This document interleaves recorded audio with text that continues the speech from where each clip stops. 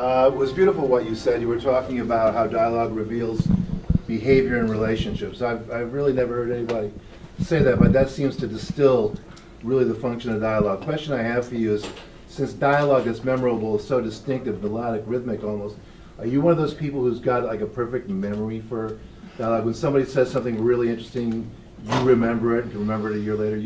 I think it's the essence of it. I don't know that I can specifically remember the line exactly what was said, as opposed to the nature of what it was. You go back to that Paddy Chayefsky play, and you remember that. Yeah.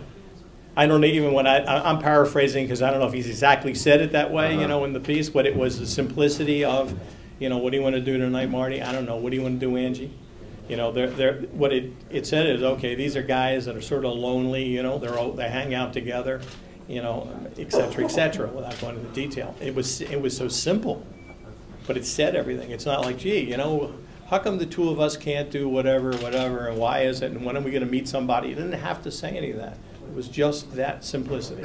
Is that what, was that like an epiphany for you? Is that what opened up the door for writing dialogue? Well, I think it's subconsciously what happens.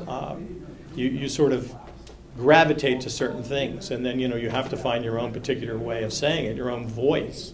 But I think that's the essence of that. I like that kind of very seemingly throwaway dialogue to explain things, you know, things that don't seem that important.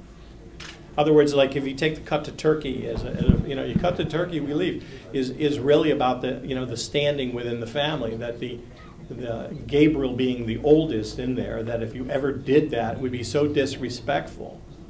Rather than talking about that, I would be disrespectful for it. It doesn't have to say it. You cut the turkey, we leave, becomes the essence of the scene. Thank you. Okay.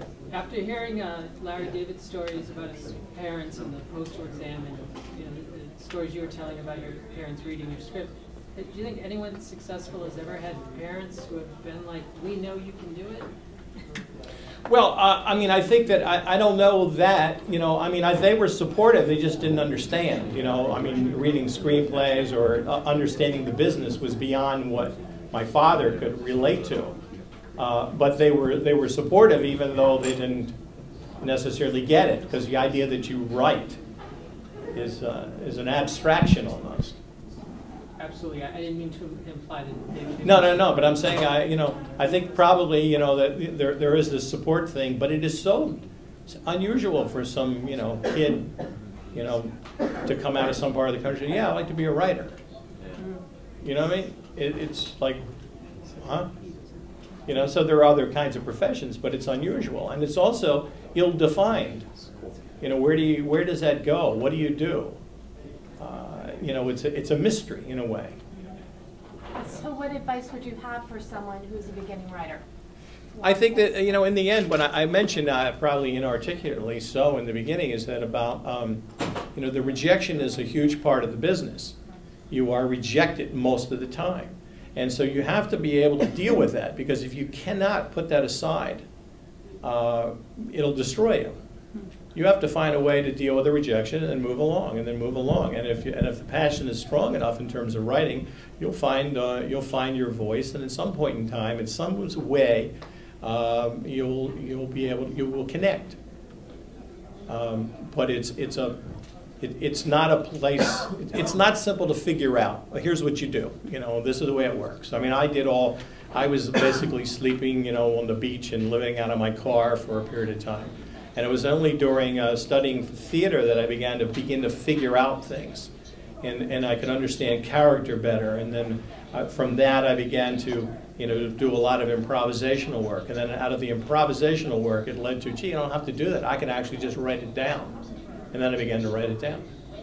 Thank you. Okay. What motivates you to write? Because it seems like the odds are kind of against. Right?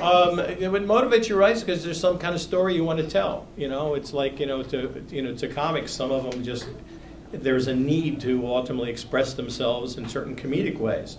You know, some of us have this kind of compulsion that I just want them to, there's this story, I want other people to see this, to be part of it, you know, to share it, you know, whatever. whether it's a sketch or whatever. You know, I got this idea, you know, and it's a guy comes into a place or whatever it is.